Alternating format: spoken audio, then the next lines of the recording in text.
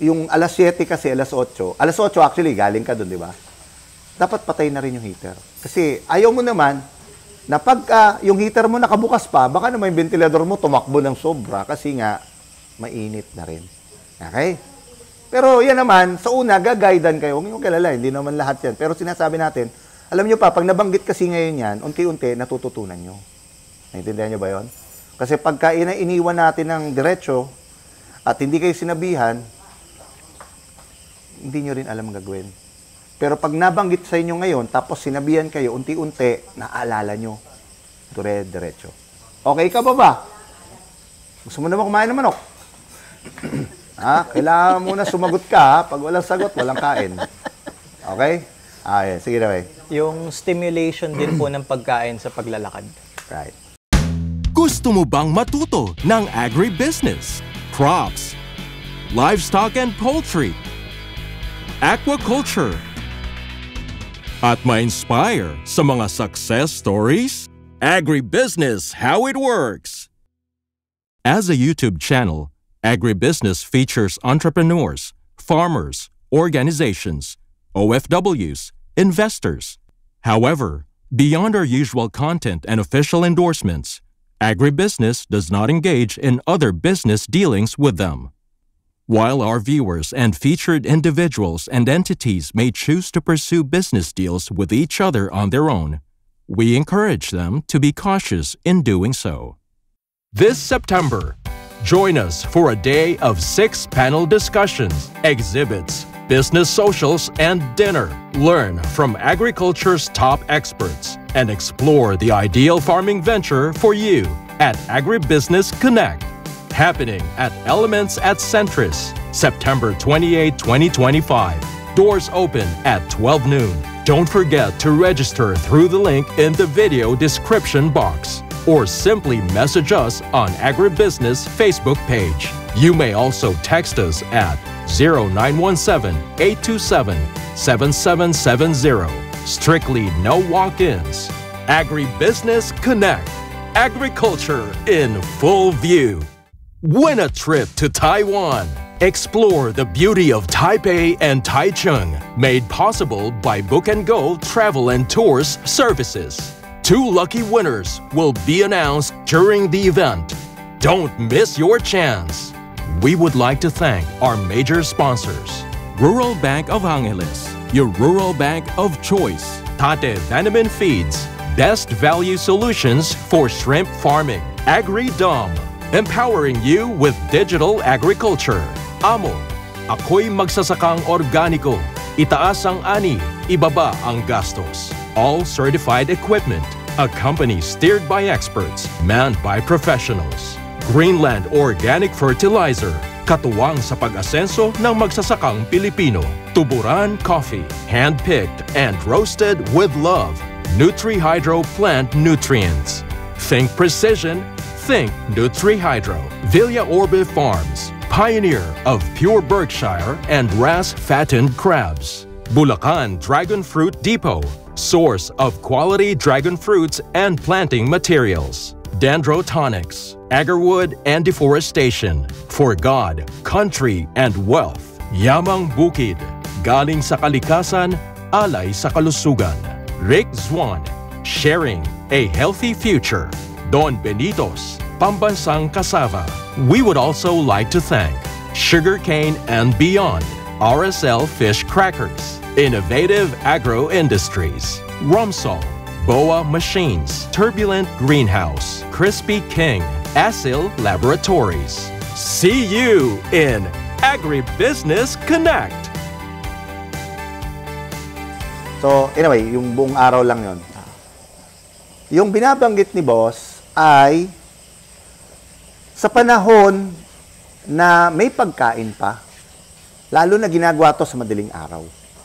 No, yung mula alas 8 hanggang alas 11, pag may feeds, bago ka maglagay, nilalakaran mo sila. Kasi bakit? Para ganahan, tumayo, para uminom, kumain. Pag tumayo, kasi yung iba nagkukumpulan eh. Normal yon, nangyayari talaga. So ngayon, para medyo gumalaw sila.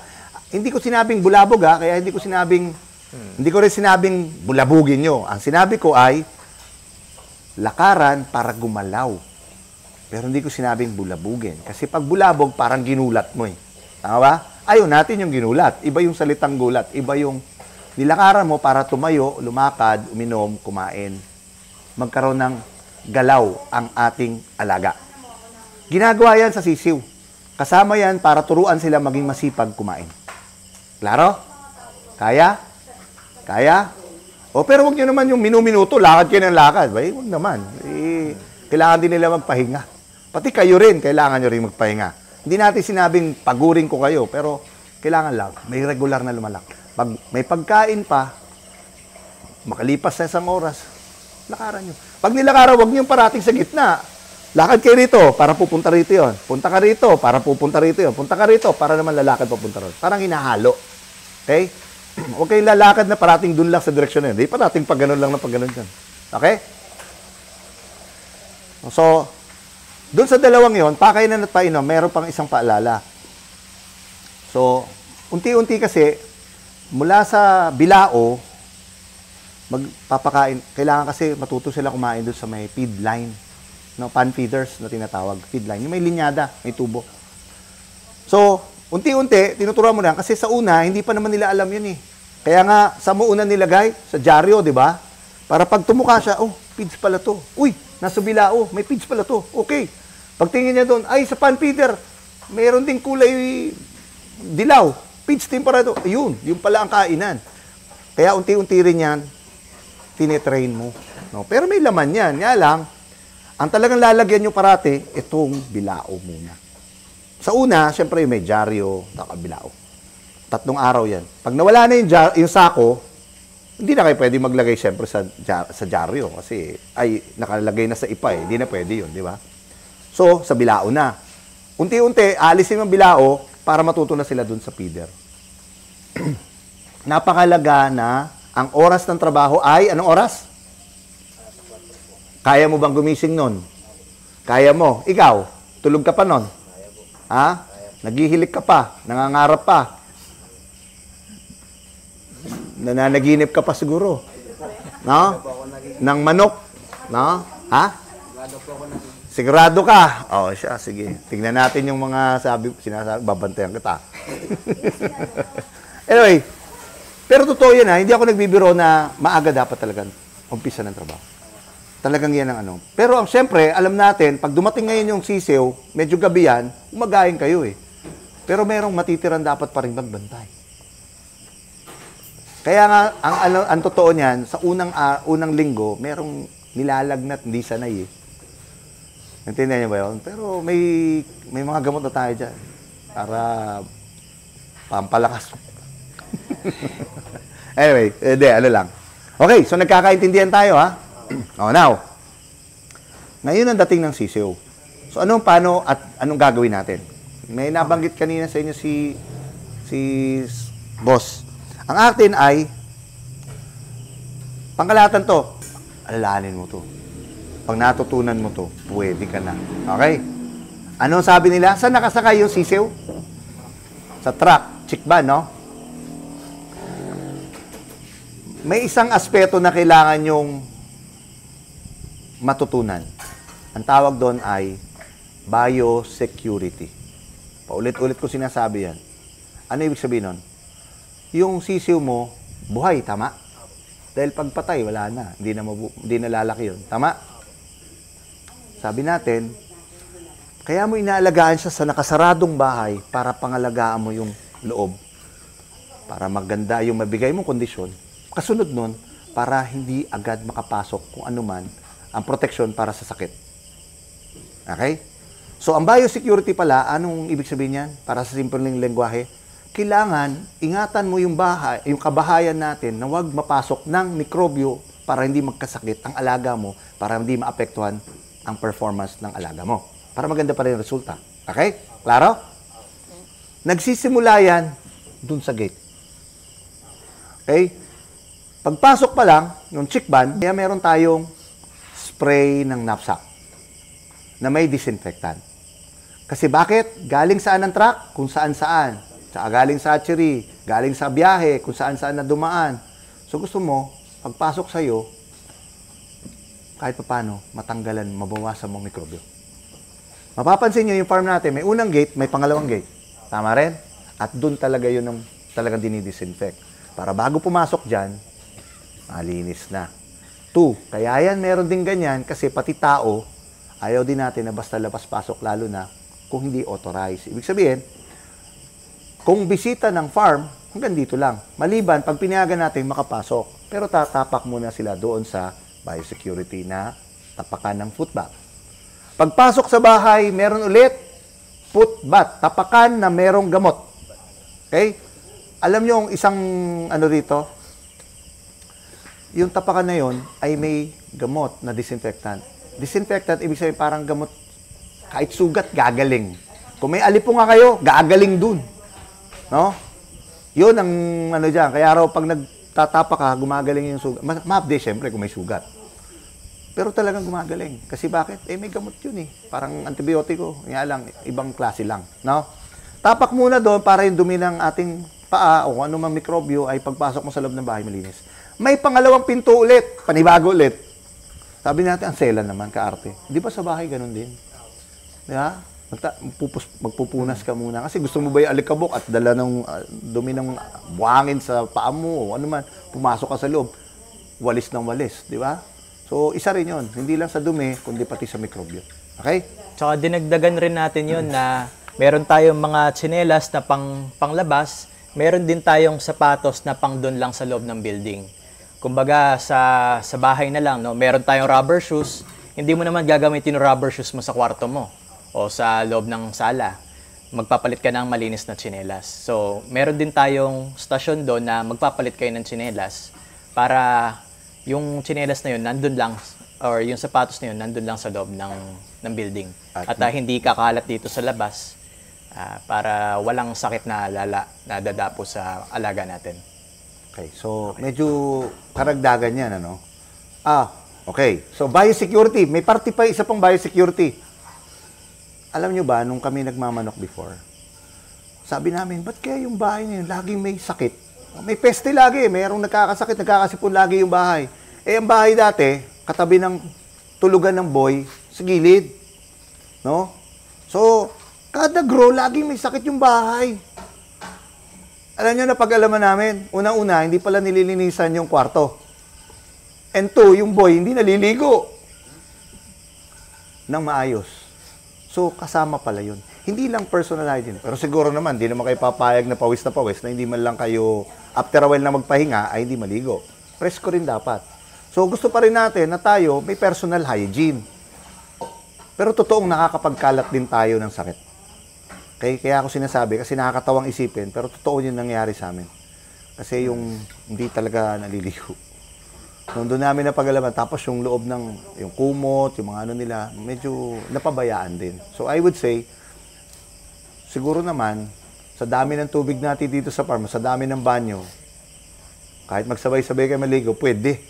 Doon lang sa stop house, di ba, ganon? Napasok ka ba kayo ron? Alright. So, alam kong personal yan, pero kailangan natin i-promote na personal hygiene kasama sa inyo. And 2, may uniform din bang kayo dito sa farm. Okay? So, yan ang atin, ano? May dagdag pa, kung sige, meron tayong sipon o ubo, mas maganda kung makapag-face mask muna tayo. At kung kailangan ninyo, meron din tayong mga gamot dito para maiwasan lang natin yung mahawa rin yung mga sisiw natin. Provided ko naman yan. Kunyari, nilagnat kayo, magsabi kayo sa akin agad para agad nating masolusyonan, no? Okay. So, yun. So, klaro tayo, ha? Pag-usapan natin, paano pag dumating ang truck. Okay. Maliban sa dinisinfect nyo na, inisprayan nyo na, and all. Tama ba? Okay. Paano magbaba ng truck? Pakinggan mo to, ha? Naniniwala ako sa'yo, pagka ikaw'y nagpursige, malayo aabutin mo. Kung ikaw ay titigil sa amin at magtatagal, at gusto mo talagang nangangarap din tayo umabante tumangat, obserba natin at pwede ko kayong turuan. Ang totoo, gusto namin magturo. Ako, gusto ko talaga magturo. Gusto ko may matuto sa amin, may mga tao kami maturuan kasi mula sa pagiging poultry boy, pwede naman talaga kayo maging farm manager. Marami na ako nagawang ganun. Kaya naghahanap din ako ng mga tao may potensyal. So, kahit sa farm poultry boys tayo na sinasabi ninyo, pero gusto ko kayo mabigyan ng idea, paano ba ang trabaho ng iba pa, maliban lang sa trabaho ng poultry boy. Okay. Team leader, pasok si truck, pina-require natin na mag-disinfect. Disinfect yung gulong. Paano disinfect ang gulong? Alam mo, may mga detalye daw lahat to eh. Hindi siya basta ginagawa. Ito yung gulong. Ito yung gulong. Okay? Kakabit siya dalawang ganyan. Yung nagdi-disinfect na iba, dito lang dinidisinfect. Wala naman, di naman sumasayad to eh. Ang sumasayad ito. So, paano disinfect? Itong sumasayad ang dinidisinfect. Hindi ito. Walang kwenta to. Ito lang. Kaya doon mo paikutin yun. Paandarin mo pang konti, tsaka mo spray ulit. Okay? Now, pag dumating yung truck, pupwesto, tulad ng pinag-usapan nyo kanina, ang laman ng isang kahon, dapat alam mo. Ang laman ng truck, may resibo. Sa resibong yon, dun kayo magmumula. Kung ang laman ng pitak nyo, 7.2. 7.2. So, ibig sabihin, 72, kung 100 ang laman ng isang kahon, 72 na kahon or coops o crates ang itatapat mo sa bawat kulungan. Okay? Now, kailangan, siguro naman marunong tayo nun. Ipatong-patong natin ng tagtatatlo. Pag binuhat kasi yan, 3-4 yan eh. Pagka dinala yan, ganito yung tsura niyan. Patong-patong, no? Para maintindihan natin pare-pareho. Ganyan. Pag dinala mo, ganito mo ibababa. Pag baba mo, ganito na gagawin mo. Right? Bakit? Para makasingaw. Kasi yung init, makasingaw para hindi naman masyado silang kasi wala nang ventilation and all, mainit na sa loob. So ganito, habang binababa lahat yung 72, okay? Then iba na naman nagbababa doon hanggang makaabante. Tapos meron tao dito, kukunin to, iaayos, ibababa. Lagay mo na doon sa medyo madulo muna. Kasi pag dito mo lalagay sa harapan, dito lang kakalat yan. May pumasok muna sa loob para ikalat nyo sa loob. Hindi agad gagalaw ang sisiw. So, kailangan kayo magpwesto sa dulo muna. Huwag nyo ibaba sa malapit sa kulong. Kasi, pag dyan mo lang ginawa, pag tapak mo, nandiyan sila lahat. Doon mo dalhin sa dulo muna. Doon mo ibaba. Kalat. Okay? Para, pagdating dito, luwag pa. Okay? May mga farms na nire-require na bago ibaba, may timbangan. May timbang na kayo ngayon. Meron. Diba? May tinatawag na sample weighing. Yung kahon, pwede mo timbangin, kinuha mo yung sisiw, nilabasin mo doon, kunin mo, timbangin mo yung kahon.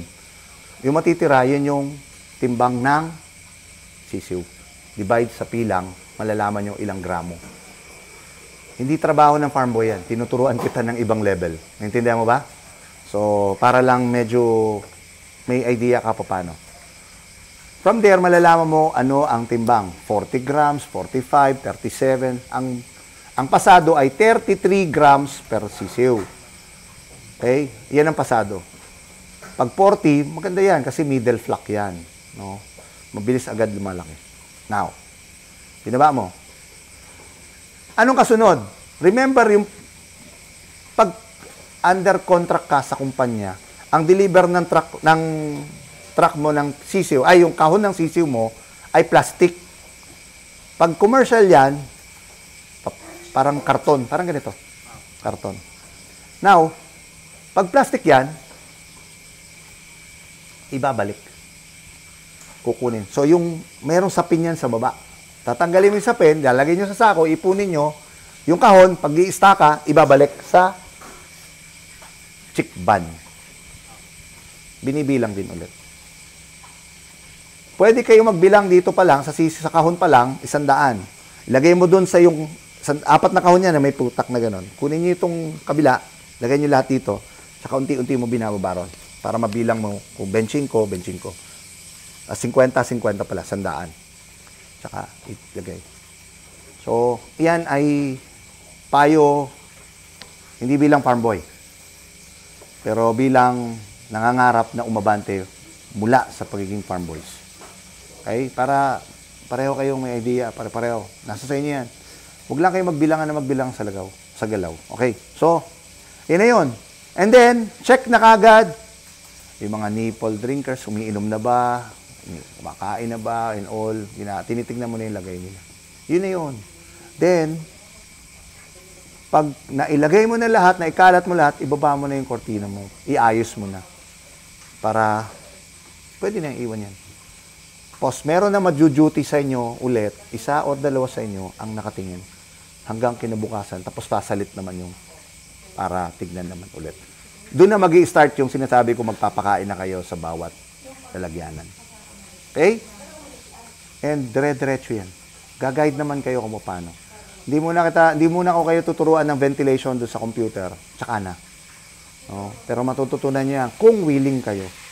Turuan namin kayo paano mag-program, paano tumingin, paano silipin, and all. May mag-guide, pero in the meantime, doon muna tayo sa loob ng bahay. Okay? Subukan muna natin kayo sa loob kung paano mag-alaga, tsaka natin kayo tuturuan sa computer naman. Okay ba tayo doon? Kaya? Kayang-kaya? Gutom na? Alright. Sige. So, abangan natin yan. Alright? Okay, sige. Paki-explain yung incentive. Okay, sige, ganito. Sige. Dahil tayo ay nakikipagtrabaho, talaga namang merong sweldo. Tama yun. May normal naman, nabanggit na sa inyo yan. Paano ang karagdagan? Okay, pwede palang magkaroon ng karagdagang kita. Tandaan nyo to may karagdagang kita. Kapag mas maganda resulta. Intindihan nyo? So, paano yun? Paano nag-work yun? Ano ulit nga para malaman kung maganda ang manok? Timbang. Maraming manok. Okay? Maraming manok. Yung feeds, konti ang kinain. Okay? Ayos na. Tsaka edad, bata. Correct? Okay. Kami noon, sa isang farm namin, meron kaming anong recovery. Kunyari, 95, 96, 97, may kikitain ganito. Tapos, pagka ang recovery ay ganito, kikitain ganito. Now, pag nakuha mo yung tatlo, makukuha mo yung tatlong bonus. Maganda yun eh. Plus, pag nakuha mo yung apat, may dagdag pang bonus. Bawat isa merong kwentada. Meron siyang ano. At hindi lang kayo yun, pati sila. No, pati sila ate. Kasama yan, may bonus din yung mga yan. Kasi bakit? Kaya nga, ang tawag sa atin ay isang team. Tama ba? Grupo to di ba? So, ibig sabihin, kayo ay mga, parang sa basketball, no, team. Kayo ang nagsushoot, sila taga-abot ng tubig. Akala ko ako Siya yung muse. Muse, sorry. Siya yung muse. Sorry, nakalimutan ko. Muse, pero taga-abot din ng tubig. Okay? Okay, tsaka, huwag nyo na asahan may taga-punas pa kayo. Wala, stick naman na. No? So, sige, si ate ang muse natin. Okay? Nag-iisang babae dito yan So, pag sinabing team, hindi totoong hindi naman sa basketball lahat magaling mag-shoot Tama? Pero yung magaling mag-rebound at magaling mag-defensive, nakakatulong, di ba? Yung marunong lang magbantay, lahat naman yan merong, hindi ko masabi na lahat pare-pareho pero kailangan lang pare-pareho ang gusto natin mangyari, maging maganda resulta ng manok. So, paano gagawin yun? Kaya kasama dyan may tamang communication. Mag-uusap-usap kayo, kaya makikinig din kayo. Pangalawa, huwag nyo nga alisin sa sa isang team, dapat merong respeto. No? Kailangan may respeto tayo sa isa't isa. Kapwa nyo kasama, respeto. Yung boss nyo, dapat may respeto rin sa inyo. Kayo, may respeto rin siyempre sa boss. Kay ate, siya, nagpapakain sa inyo. Subukan nyo hindi respetuhin yan. Lagyan kayo, alatan nyo yung pagkain nyo. No, kung sana, alat lang. Kung lagyan kayo pang padumi. No, madalas kayo sa CR. Di ba? Pwede rin. Pero, syempre, ayaw natin yun. Hindi tama yun So, ibig sabihin, sa pag-aalaga, sa trabaho, dapat talaga, at pakikisama sa kasamang ibang tao, may kasamang respeto. Alam nyo kung para saan ang ginagawa natin, yun ay pag-aalaga. So, meron kayo dapat na teamwork. Para magkaroon ng teamwork, maganda, nakipag-usap, nakipag-coordinate kayo, nakipag-interact tayo sa isa't isa, nakikinig kayo kung ano yung mga instructions. And, kayo naman, pag nandun kayo, dapat marunong din kayong unti-unting makita nyo, ay, parang hindi kinakain yung feeds. Ay, parang naiinitan yung manok o yung sisiw. Mahalaga yun kasi ang feedback, kayo yun. Kayo yung nasa loob, di ba? So, kung nakita ninyo, ay, meron parang pumipisik-pisik, gumaganon. Umpisa na yun, malapit na magkasipon. So, malaking bagay na yung mga bagay na yun, kino-communicate. Huwag nyo sabihin, ay, may pumipisik. Oh, okay lang yan. Bayaan mo sila, maririnig din nila yan. Hindi pwede yung ganyan. Intindihan nyo ba? Yun ang tawag doon ay malasakit. Kung nagmamalasakit kayo sa trabaho ninyo, pag malasakitan natin yung alaga natin. Yun lang ang pwede ko sabihin. Kasi, sabi ko nga, maaaring mag-umpisa tayo sa poultry boy, pero hindi tayo pwedeng matapos dun lang.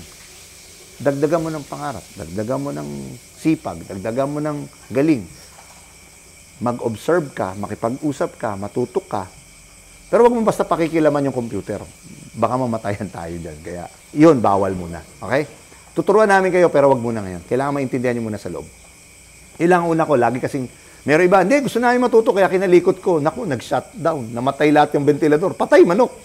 No? Hindi na siya natuto nun, sinibak. No? Kasi sisibakin yun. Isipin mo, pinakilaman mo, namatay manok. No? So, yun lang, please, pakiusap ko lang. Huwag nyo munang pakikilaman yung controller. Pag medyo nakikita ko na kayo, at naalam natin, unti-unti, tingnan nyo. Pwede namin kayo turuan na, ito titignan nyo, babanggitin nyo sa amin, i-report nyo sa amin, ganyan lang. Okay? Nagkakaintindihan tayo, Brad. Kaya mo bumuhat na isang sakong feeds? Kaya mo? Sigurado? Totoo? Baka walang laman. Sako lang, walang laman, ha? Totoo? Kaya? Ikaw, malaki ka naman. Eh. Kaya mo yun? Ikaw? Kaya? May kasamang si ate, kasakay mo. Pwede? Sasabay mo sa sako. Alright, sige.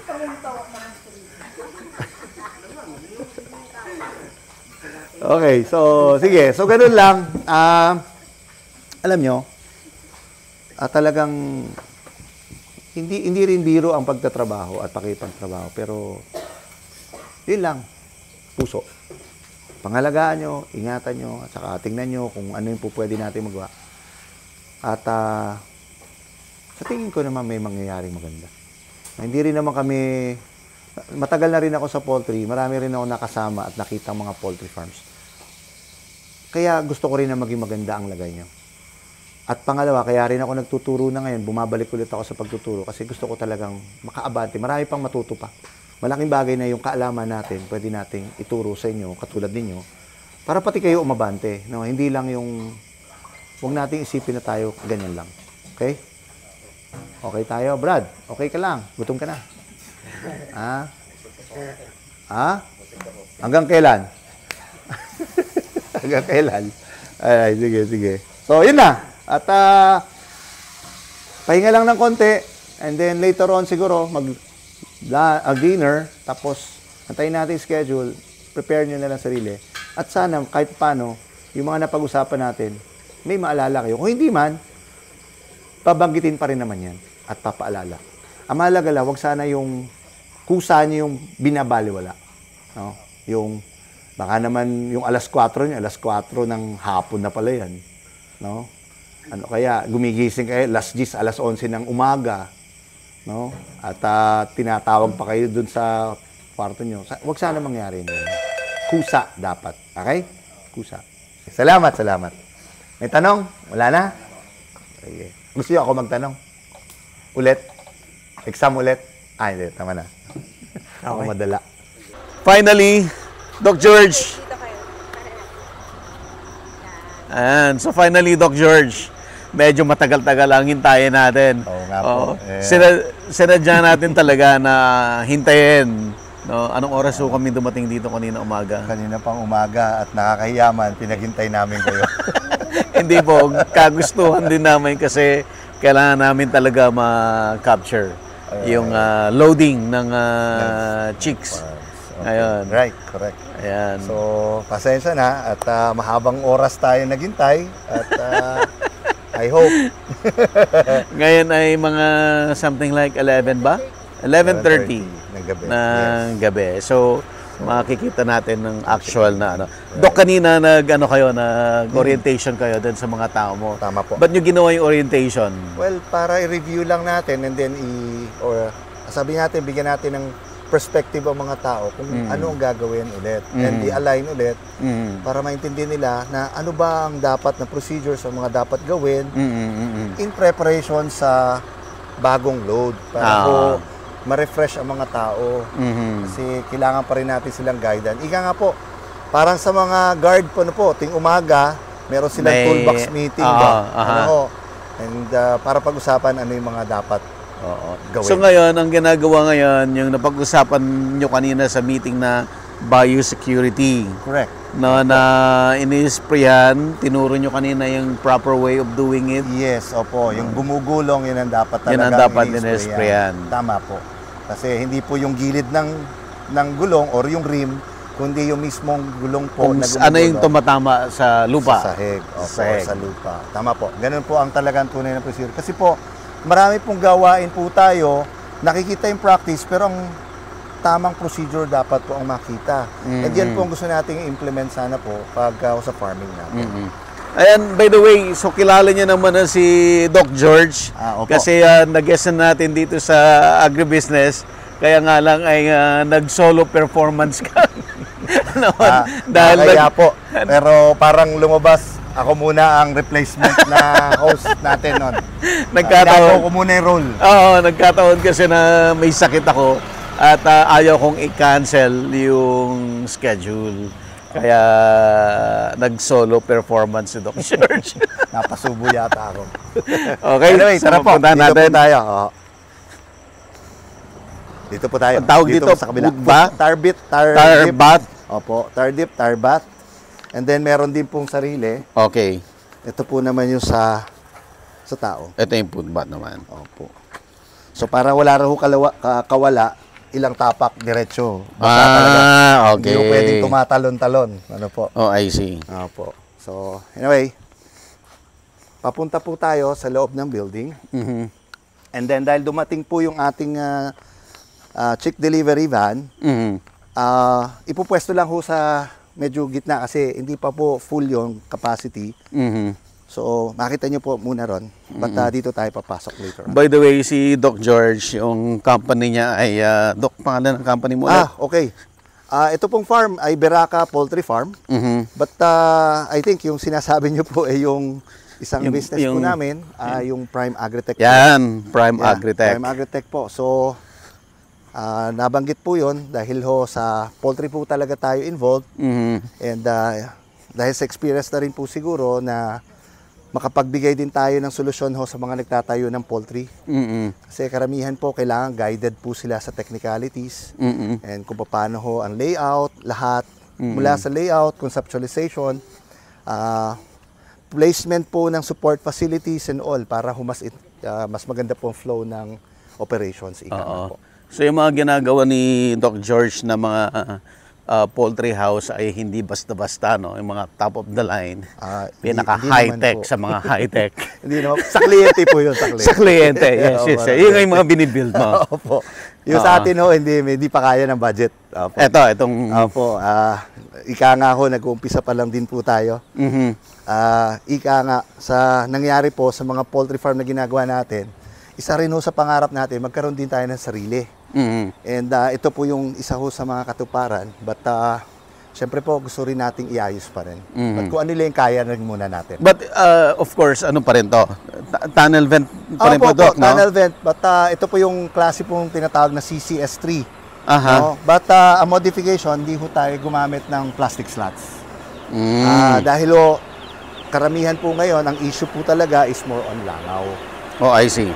Kaya ho, dahil malapit po ang community dito sa amin, ayaw din natin na may hanap buhay tayo pero nakakaperwisyo tayo. Kaya po, ayaw din natin ng plastic slats muna. Agribusiness merch is now available on Shopee and Lazada. Agribusiness, how it works. Instruct, inspire, succeed.